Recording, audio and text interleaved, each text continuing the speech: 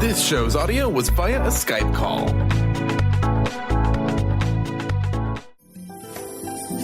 Views expressed on this program are those of the hosts, guests, and callers, and are not necessarily those of this station, its management, or other advertisers. You're listening to Transformation Talk Radio.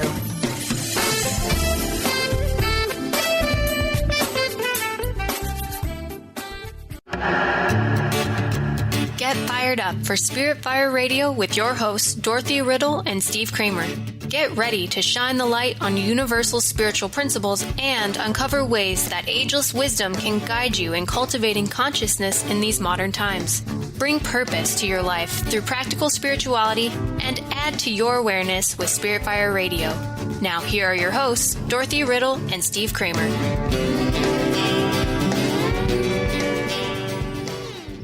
Hello, listeners. Welcome to Spirit Fire Radio. We are delighted you're joining us. And by we, I mean myself, Steve Kramer, and my co-host, Dr. Dorothy Riddle. Hello, Dorothy. How are you today? I'm great. Thanks, Steve. Glad to be here. Wonderful. So we're going to continue our conversation. We've had a wonderful month, January. We've dedicated to the concept of inclusive social action. We're going to talk today about how to ensure it, how to make certain that it prevails. And Dorothy, I'm wondering if we want to just start right out with a quote, because usually that tells us so much about what we have to look forward to today. Absolutely. I thought I'd preface the quote with a definition of inclusive social action, Steve, because we may have people with us that weren't with us the first week when we talked about this. So, listeners, when we're talking about inclusive social action, we mean intentional action to stop specific violence in a manner that does not further divisiveness. And it's inclusive because it's grounded in that awareness that we are all part of a whole energy field. We are all interconnected. We are all in this together. And I thought, Steve, in terms of quotes, last week we celebrated the life and work of Dr. Martin Luther King, Jr., and so I thought a quote from him would be a good way to start out this week. He wrote or said, "The ultimate tragedy is not the oppression and cruelty by the bad people, but the silence over that by the good people." And then another is, "The spread of evil is the symptom of a vacuum. Whenever evil wins, it is only by default, by the moral failure of those who evade the fact that there can be no compromise on basic principles." And then a third and final one by Robert F. Kennedy, "Each time someone stands up for an ideal or acts to improve the lot of others, or strikes out against injustice, they send forth a tiny ripple of hope."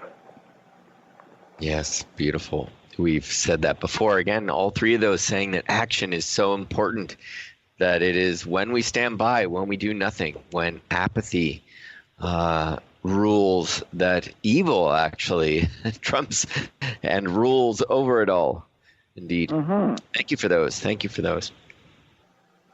So we wanted to begin talking about role models, because certainly that's such an important aspect of inclusive social action, as we recognize the goodness and the excellence of service in others. You know, we learn that within ourselves. So one way to ensure that inclusive social action is prevalent and that it permeates all of our lives, it can be to look to others who are setting that example. Yeah. Absolutely, and it's part of what we refer to as walking the talk. That if we believe in, if we feel that inclusive social action is important, then we ourselves need to model that in our own lives. We can't just talk about it and expect somebody else to implement. We need to do it ourselves, and our own actions then help shape the assumptions of other people as to what's appropriate and what's possible. Yes. And go on, Dorothy. Sorry. That's okay. I was just going to mention some of there's a lot of literature on role models, and there's some, I think, really interesting points that researchers make about what makes an effective role model. So if we think of ourselves as a role model and we want to be effective, here are some characteristics. One is not being afraid to act outside the norm, and this is so critical when normative behavior is actually harmful. We need to be able to communicate and interact with everyone as opposed to just the people that we believe are in the in-group. We need to show respect and concern for others, and again, that includes everyone. We need to be knowledgeable about the issues that we're addressing and their consequences so that we understand the harmful effects that are occurring, and then we can evaluate what happens as a result of our own behavior. We need to be humble and willing to admit mistakes. We talked last week, Steve, about how we learn through mistakes. We need to be willing to try things out. An effective role model behaves in a way that's congruent with values that are inclusive. So whatever we do, how we think, what we say, needs to model this idea of inclusivity. And we need to be willing to lead by example. And that relates back for me, to the first one of not being afraid to act outside the norm. Sometimes we find ourselves feeling isolated because the group is acting in one way, and we are saying, actually, I don't agree with that. That's not okay. And so being willing to step out and take that position. I love within every one of those aspects that you brought forward of an effective role model, that there was this expanding and including aspect to all of it, even with when you said, knowledge about issues and their consequences. It's not just the issues, but their consequences. It includes the consequences. It includes the mistakes. It includes everyone. So it really is looking at being a role model with this idea of inclusivity as that permeating all that you do. So I love that really came through in that. And, I think it's also important to have role models, not only to aspire to be a role model, because that's how we learn to be a role model. I think one could ask themselves, do I have role models, and where do they come from? They come from your day to day. And, this inclusive social action, as we've said before, new way of being. So it may actually require new role models. It may require us to look around for role models who do have all of those attributes. Important. And we may find them in unusual circumstances. If we become sensitized to this dynamic of watching and caring what happens to other people, and being willing to speak up when what's happening is harmful to others, we may find that there are people in our everyday life that we hadn't thought of as possible role models that actually stand out for us in that way. It may also be that certain aspects of behavior are modeled by one person and other aspects by another. So it doesn't have to be one role model. It could be several. And by holding that as your intention of inclusivity, as you were just saying, I thought that perhaps role models appear that you didn't even know. We talked about the bystander effect, and that one could assume that perhaps there are many bystanders that actually are just looking for an opportunity to raise the voice and to say no. And so to be the one to go forward and instigate that. You may find that there's role models all around you that you just didn't know about, sort of quiet role models. Indeed. I think of it makes me think of as you were talking about your parents on the last show, my mom, I think of my mom, and I think we could even look in our lives of ways we may not even be aware that people affected us. And my mom was disabled and couldn't go down steps without sitting down first. She would sit down on her bum and then go down a few steps, and then she could stand, but it was looking down. She had problems with balance. And I remember kids at the mall, she used to sit down on the steps and go down, and she wouldn't take elevators. She liked going down the stairs, and everybody would look strange and look odd, and she would always make a game out of it. And there would always be little kids who would join in and want to go down and kind of bounce down the stairs with my mom. And she'd say, "Oh, you can go after me. I'm cleaning the stairs." She was always prepared and always an excellent sort of leader in that. And so we could always think back and looking at that, ways in which people we know or people in our past were inclusive, and use those experiences to generate those qualities within ourselves. Mm-hmm. Mm-hmm. I also find, Dorothy, I want to mention that study and service, we mention both of us quite a bit that meditation, study, and service are really wonderful ways to generate a knowledge of self and the ways in which we're interconnected. But study and service can also be a wonderful way of generating role models, of learning about individuals who have been change agents or who have been effective in inclusive social action, and putting yourself, as we said last week, in situations where you are being of service, surrounding yourself with like-minded individuals where co-creation and cooperation are really at the forefront of all they do, can be important in finding those role models and helping you become one. Mm-hmm. And we can also, if we're aware, as you were talking last week about the importance of self-awareness, if we're aware of the types of situations that may be difficult for us, then we can look for people who have particularly found ways to say no, to set limits, to set boundaries on the type of harm that is occurring, that are also sensitive to those issues. I know for myself, having grown up primarily in India, one of the strong dynamics there is to not cause somebody else to lose face.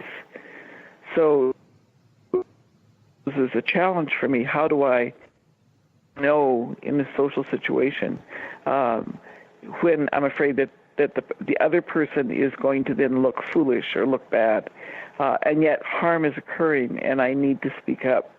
So looking for other people who have found ways to do that in a way that minimizes the embarrassment, although sometimes there's no way around it. I mean, sometimes it's just going to happen. That has been helpful to me. Very good, very good. Dorothy, we're already at our first break, so listeners, stick with us. We'll be back after these words.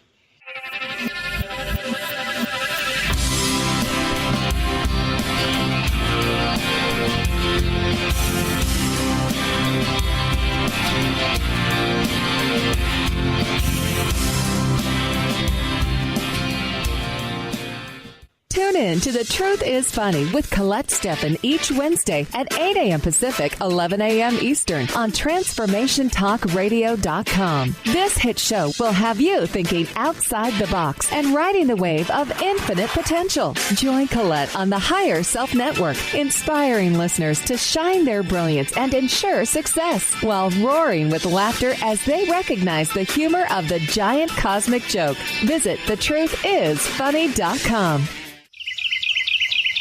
What if your body and mind were the compasses to the secrets, mysteries, and magic of life? Glenna Rice, co-host of The Questionable Parent, is inviting you to access all that is possible. Glenna is a 10-year certified veteran access consciousness facilitator who offers an amazing variety of life-changing classes and workshops. Work with Glenna from anywhere with teleclasses and workshops all over the globe. To learn more and see Glenna's current schedule of events, classes, and workshops, visit glennarice.com.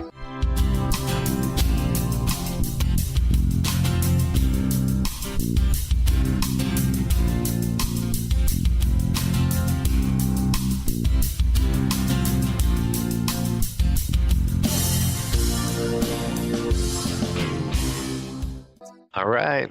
Welcome back, listeners, to Spirit Fire Radio. We always like to talk a bit about our organizations. Both Dorothy and I represent educational nonprofits, and we've come together in the spirit of collaboration to create this season of Spirit Fire Radio. So, Dorothy, a few words about the School for Esoteric Studies? Absolutely, Steve. The School for Esoteric Studies has a primary focus on providing training for persons who have a spiritual practice that they want to deepen.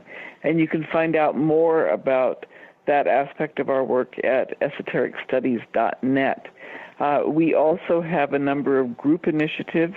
This collaboration with Spirit Fire is an example of a collaboration of a whole effort at intergroup collaboration that we began several years ago. And you can, if you're interested in developing a collaboration with us, please look at the part of our website at esotericstudies.net that talks about collaboration. And this particular month is linked to another initiative that we began recently on inclusive social action. We have a series of white papers that we have been circulating. You can find them on our website at esotericstudies.net. Please, if you're interested, take a look. Let us know either here on the radio show or at esotericstudies.net your own thoughts, your ideas for moving forward. We're getting really excellent response from people in a number of different countries, which is quite exciting. So once again, esotericstudies.net is where you can find out more about us. Wonderful. Thanks for that, Dorothy. Excellent website, listeners. Indeed, check that out and be sure to read the white papers, which are linked there if you are interested in this topic that we've been discussing all month. Spirit Fire is also an educational nonprofit. Our mission is to educate people on the importance of spirituality and to show them ways to generate consciousness and awareness and move that into their everyday lives. Meditation is very important for us at Spirit Fire. We have our own practice called the Practice of Living Awareness, which is an online meditation practice. And we do that several times a year. It's a 14-week program that is free and online. We're about to start a brand new cycle in a couple weeks. So if you are interested in making meditation a part of your life, deepening an existing practice, you can check out our meditation pages at spiritfire.com. We also have a meditation center in Western Massachusetts, as well as online classes and presentations and all of that. And information about our retreat center and meditation retreats can be found all at spiritfire.com.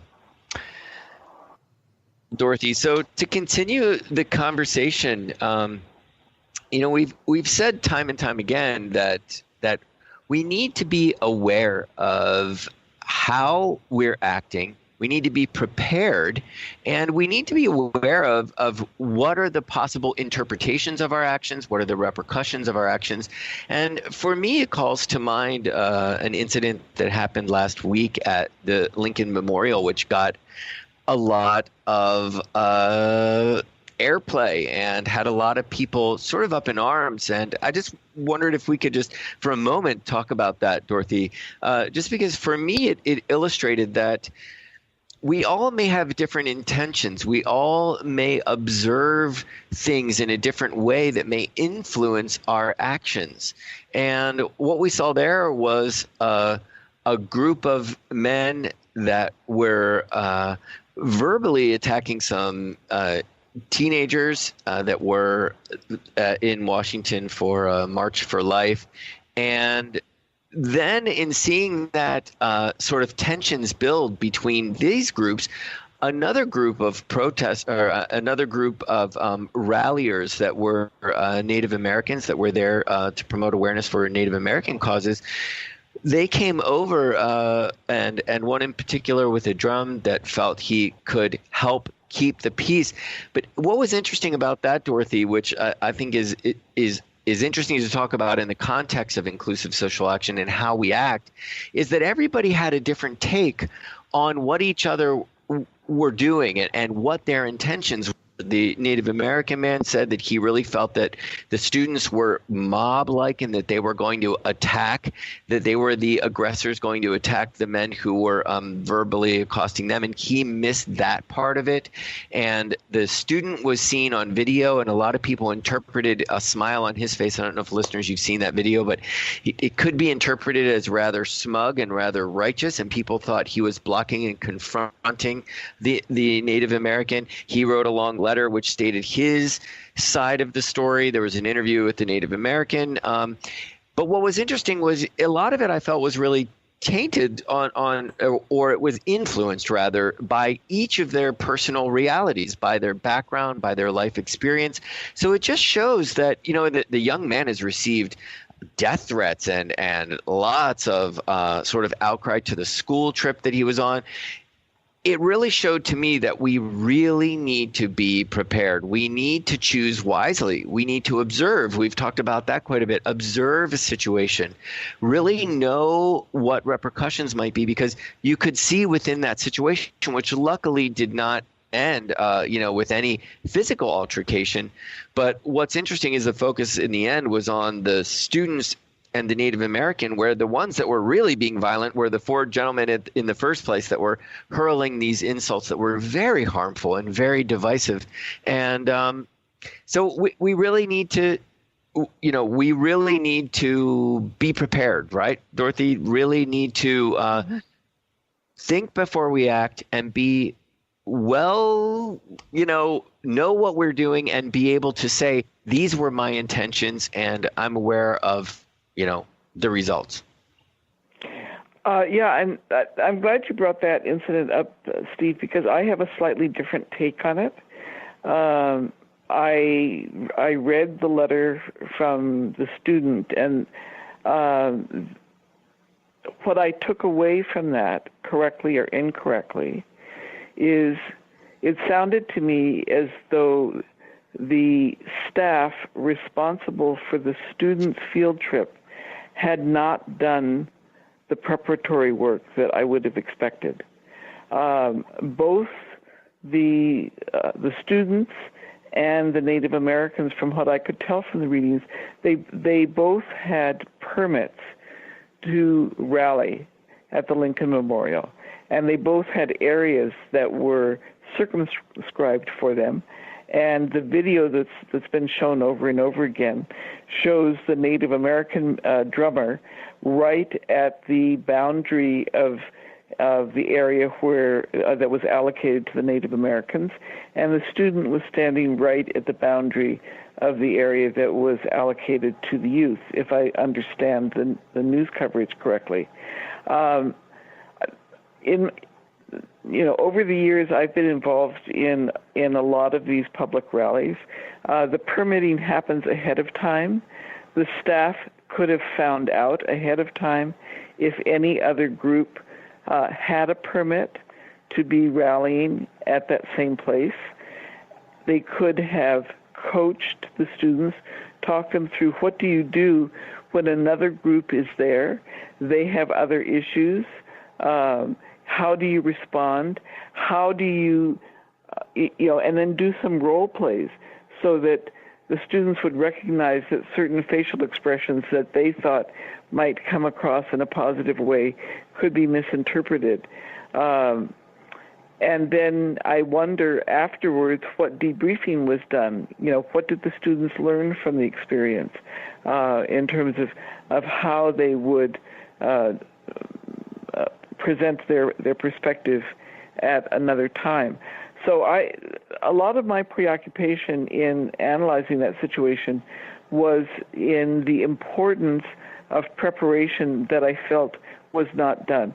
I know myself, when I took part in rallies, we always had discussion and role plays ahead of time, of anticipating situations that we might be in and how we would respond. From the student's letter, it sounded like he was taken off guard. He didn't realize that anything could be happening as what did happen, and the negative comments that were the epitaphs that were being hurled. to me, is a good illustration of how we need to be careful of how we speak out, because when we speak out violently, we simply escalate violence. And that's, to me, what inclusive social action is all about, is how do we find ways to say what is not okay to us in a way that does not escalate the violence. So those were my takeaways from that whole situation. I really appreciate that. Lots of wisdom there. And it goes back to what we were talking about in the first segment of the show, which is being capable of leading by example and being aware of how important that is.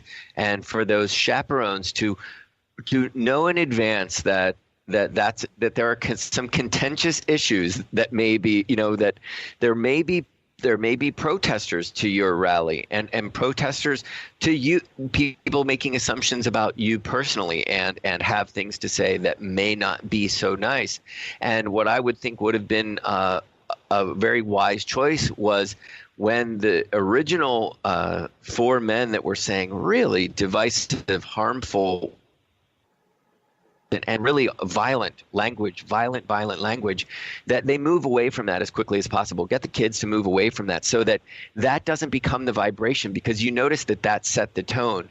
And from what you hear from the news response is that then the other 2 groups that were there to rally and had permits, that you heard that sort of same tone of language being used amongst them. So here it's these original 4 gentlemen that set the tone, and that stayed. No one rose above, although this young man says that he was trying to diffuse, it could be interpreted in a number of ways. So again, just preparation is so important, and the need for leaders, inclusive leaders, understanding that there are so many options in front of us and choosing one that will not be harmful. It makes me think, Dorothy, of the angels that created that visual barrier. I don't know if you remember when Matthew Shepard was murdered and his parents were going to trial, and every day, this was a daily occurrence, there were these protesters that were saying awful things about homosexuality, with being very loud and huge signs, and the community created these angel wings that they put up as a visual barrier to block them from the parents of Matthew Shepard, so that they weren't seen or heard, and the focus was not on them, but that the focus was on the trial and on the good that was being done. So again, a situation like that, we lose, it becomes, the drama of it all becomes the focus, and not the voice of the rally and the people that have permits to. Yeah. Well, especially when the rally is intended to express a position or a philosophy that is not agreed to by everyone. For sure. You can anticipate that there will be pushback. Absolutely. And so planning ahead in terms of how to handle that is so important. But I think I may have mentioned this another week, but it struck me so much. I wanted to mention again a way that stood out to me of countering violence that is shown. You gave the angels example, which I think is an excellent one. And I wanted to give the example of the Ring of Peace that was formed around a Toronto synagogue the weekend after the massacre at the Pittsburgh synagogue. And people came together from, I think it was 8 different faith traditions, and they stood around the synagogue holding hands, physically saying, "We will not let you be harmed. We will not let harm come to you. You can worship in peace." And I thought that was such a strong statement. Yeah. And my hope would be, I don't believe there was any violence that resulted, but had there been, my hope would have been that the group would have been prepared to respond in a nonviolent way, to maintain that nonviolent, violence will not enter here. Yeah. Position. Yeah. And beautiful symbology there, both in that ring of peace and in this image of angels. That it is a strong image. Not always just. It is doing good, but it is a strong image and it is a force. In these instances, it's a force to be reckoned with. It says, no, this will stop. Very good, very effective. Dorothy, we're at a break. Listeners, stick with us. We'll be back after these words.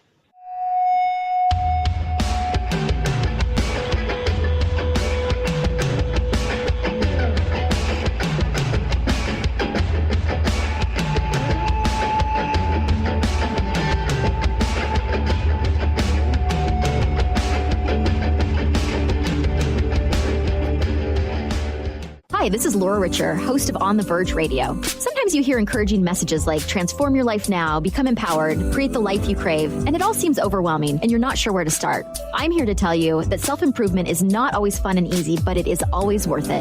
The path to creating positive changes begins with releasing the things that have been holding you back. Then you can create a life that inspires you. I know this because I've done it. You can find out more about what I do by visiting my website, seattlehealinghypnosis.com. I look forward to supporting you on your journey. Stay juicy. Tune in to Your Juicy Love with me, Una Drake, co-hosting monthly with Dr. Pat, and every second Monday at 12 p.m. on Transformation Talk Radio. My show, Your Juicy Love, helps you find the dynamic, life-affirming love you've always wanted. Transform your relationships and bring peace, joy, and juicy, juicy love to planet Earth. For more information, visit unadrake.com.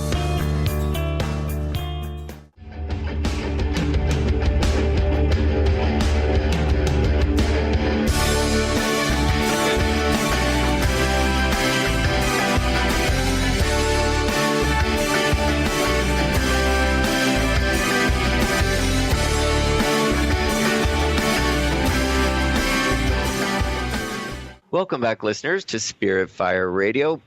Dorothy, I just wanted to join right back in the conversation, and it all makes me think of this, that it's necessary all of a sudden to zoom out, because what I realize in all of this talk, and I really appreciate such specific advice we're giving for such specific incidences and the necessity of the advice we're giving and the various ideas and that we're bringing up. But it just points out to me that this is really systemic. We've talked again and again about it being a paradigm shift. And it comes back to me to education, and that we need to be teaching values, teaching right versus wrong, teaching students, teaching kids, teaching our children, and showing them, leading by example, this idea and this concept of inclusivity, that word really become a daily word, that everybody counts, everybody is a part of the human fabric. It just seems so important that we create a system, we work towards creating a system, for instance, that encourages asylum. We see right now so much talk about asylum, and I've got a friend who's got a teenage son who has got very, I would say, divisive views about people seeking asylum, and she's working so hard to create a dialogue between her and her son, and it's all learned. He's learning it from his friends, who are learning it from their parents, who are learning it from television, who are learning it from certain, talking heads, and she's really struggling with this. It's her son, and she's a beautiful soul who wants her son to see every side of these situations. But and we had a big conversation about it, and realizing that he didn't understand. He wasn't seeing clearly that, asylum acknowledges someone else's hardship, and you're bringing them into a system that offers hope and acknowledges that they have value, that they are important, that there is something that they may contribute, and that so many really valuable individuals, in speaking of America, who have done amazing things, and so many that we don't know about, whose parents were asylum seekers, that this is a country really built upon this idea of hope and of coming from foreign shores and landing yourself here to make a life for yourself that's meaningful and that contributes to that fabric. So to me, it just seems like it really is systemic, and we've got to keep that a part of our consciousness, that we need to work not only in educating those around us, our friends, our children, but that it is really systemic, that we need to remind ourselves of, our interconnectedness and our interdependence on a daily basis. And that's got to be systemic. That's got to be within our government. That's got to be within our education system. And it seems to be getting lost sometimes. So finding ways to make sure that stays put is really important. I couldn't agree more, Steve. Also, the discussion that we're having today, we've talked about the importance of preparation and stuff, but I just would like to circle around to the fact that if no harm was being done, if everything was fine, there would be no need for us to stand up and be counted, so to speak, to say this is not okay. The fact that we do need to stand up and say this is not okay means that we are pushing back against something. And while, we're talking about how do we do this in a way that doesn't escalate more violence or more divisiveness, the likelihood that there will be some pushback to us, some backlash to us, is relatively high, I think. And so, as we think about what we're going to do, we also need to think about how we do it in a way that is least likely to incur that backlash, and then how we're going to deal with the backlash that will occur, because the likelihood of its occurring is greater than zero. So, how is it? What is it that we do? How is it that we make our declaration? How is it that we deal with the consequences that will come? We can't just be naive and assume that there'll be no consequences. And people really don't like speaking about language. They don't like to be should upon. You should not say that. And it's finding ways, that inclusivity is a factor in that. I know with my friend's son, for him, it's just finding an identity and being a part of these very polarizing issues and taking a stand one way and pushing back against others is just a way for him to sort of assume his own power as a teenager. So it's being aware of that and coming at it forcefully, but also gently, to allow him to see that that's what is at play. Create space for it to play out, knowing that that's what's playing out. And certainly it's not just teenagers, it's a lot of adults acting like teenagers who seem to be in these power plays, but realizing indeed that pushback is going to be a part of it. How do we deal with that? And keep in mind that when it's inclusive, it's all inclusive, even those who are doing the pushing, and that maybe one day we'll find a way for, harmony amongst us all. Mm-hmm. I think it's also important, to remember we talked about, how do we identify more closely with people who are experiencing. How is it that we can walk in someone else's shoes? And part of that, I'm not sure how to put this, Steve, but it's incumbent on us also to share our experiences of being excluded, so that people that care about us can start to understand what that feels like if they have not had that experience. I'm thinking right now during our show of the fact that we're talking about refugees, how people feel about refugees coming. I've mentioned in passing, but I don't think I've ever tried to really speak carefully about the fact that I was a refugee when I was 4 years old. We had to leave China very suddenly. We left almost everything behind. We were in a refugee camp for a month. Now, the experience of my family was nothing like the degree of destitution that other refugees or asylum seekers experience. But I do carry from that experience what it was like as a child to feel that we were not okay, that people didn't want us, and to lose all of my toys, to have everything ripped away. and just be dealing day to day with how we were going to get food and that kind of thing. But someone looking at me, someone who knows me professionally, would never think of me as having been a refugee. And so, I think of that maybe part of how we help is we speak out and we share our own experiences of being in situations that are being, that people see as the other, to help bridge the gap. I don't know, does that make sense, what I'm saying? It makes sense, and I would say it's absolutely correct. And I think what you will find is that everybody's got a story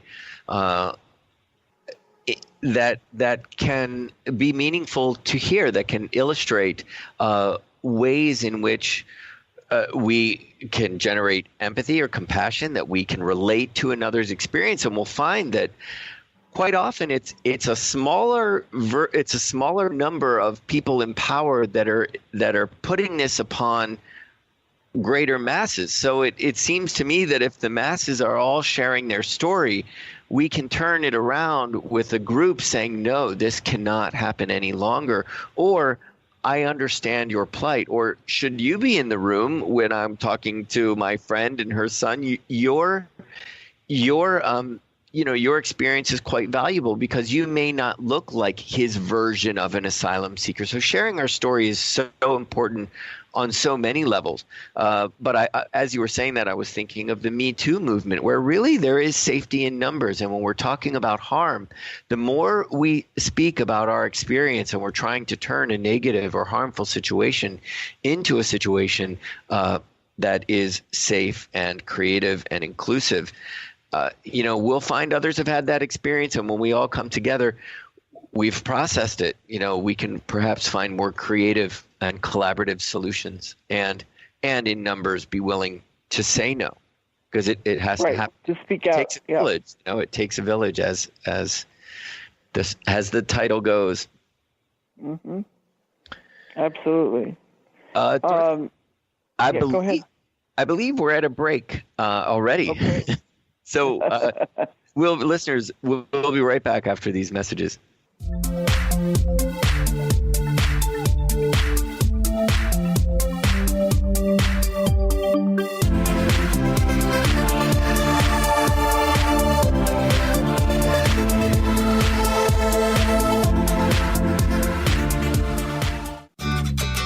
Are you ready to start winning at the game of life? Lynn Brown, host of Get Into It, Winning at the Game of Life, is here to help you reach places and goals that you never thought possible. Lynn is an intuitive healer with a specialized background in financial healing. She combines her intuitive nature and her wholesome approach to financial planning. To learn more about her financial planning services, contact her personally at intuit.com. Ignite your inner magic on Grow Your Soul Radio with Jane Matanga. Tune in each month on Transformation Talk Radio as host Jane Matanga explores how to overcome your fears to help you gain the inspiration you need to awaken your path to joy. Learn the way to life mastery and the enlightened path with Grow Your Soul Radio. For more information on Jane Matanga and her work, visit enlightened-path.com.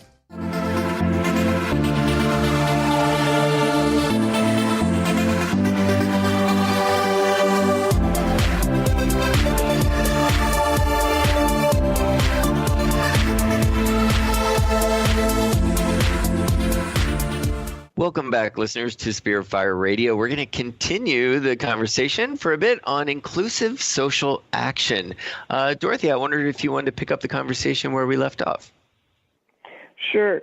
I think, we talked before about rallies, and I think there are other forms of public expression that are also important to have as part of our repertoire.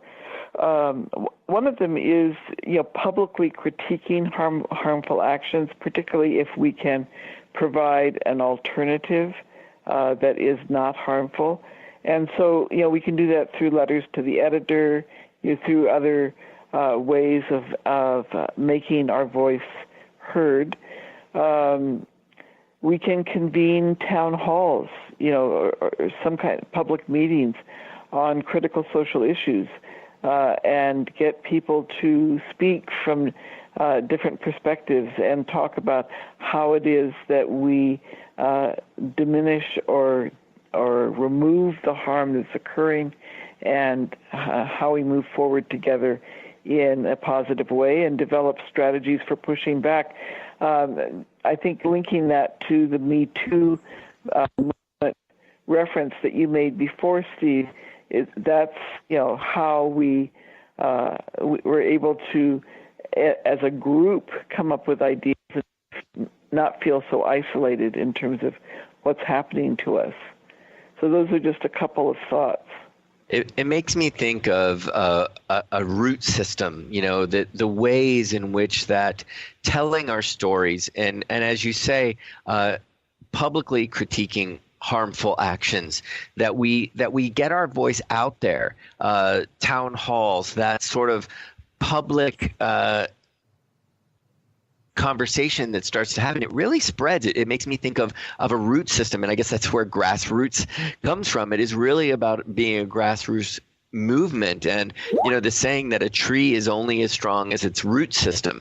So really creating a very strong root system of individuals who all want to see and affect this change then creates that very strong tree. So indeed, again, speaking to the system, I feel like I live in a small town where I lead a very peaceful life, I'm an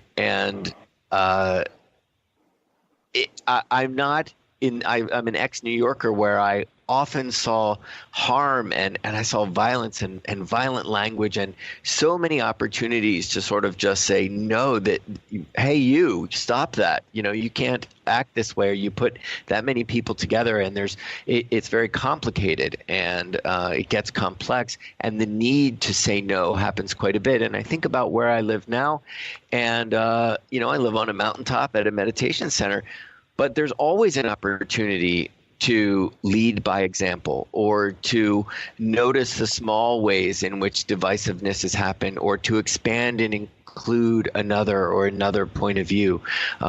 So we can always find ways to create conversations, or to bring people in, or to affect change, whether it's large or small. Absolutely. I'm thinking how we have we've evolved as a society from only recognizing very, very outstanding, people, the single person, the Nobel Prize winner, to recognizing a wider group of people that contribute to society. And we have, for example, CNN had an awards night on recently, and recognizing people in all walks of life that were doing what I would classify in the group of random acts of kindness. So we've gotten to the point where we recognize that, and I'm thinking if we could now go another step and launch awards for the most inventive methods of inclusive social action in various categories, right? So that what we're doing is, we're holding up and empowering those who are coming up with creative ways to stop violence without escalating it. And I think it's hard enough that it would be really nice to recognize people that are successful in a number of different contexts. I'm not sure who would sponsor it, but I think it's really important. But wouldn't it be really wonderful and inspiring to see that on the news monthly? If the news really decided to make that, important in their broadcasting. It's almost like a version of the Peace Prize. I think we just need to change the word Nobel and make it an every person Peace Prize. I want to read a Martin Luther King Jr. quote that speaks to that a bit in being that his We just celebrated his existence last week. And he said not everybody can be famous, but everybody can be great, because greatness is determined by service. And, I think of that somebody, it is about greatness in service, that idea of inclusivity. And we all, everybody wants to be famous. We think that being known is what brings us value, but it's often in the small ways that become very big ways, and can lead to a movement and can lead to a group stand that says no. And so as we sort of wrap up the show and wrap up the month, to me, that's what stands out, is that small things can be very big things. And no is a very important word, and great value in service and being of service. And being of service means finding ways to bring about unity, to bring about inclusiveness. And to shine a spotlight on the harm that's being done so that it will not continue. Yeah, in any way that you can. Yeah, revealing the truth of a situation, which can be difficult. And just to say that word evil again, any way you can reveal the truth behind somebody's motives, if that's there, that's a big thing.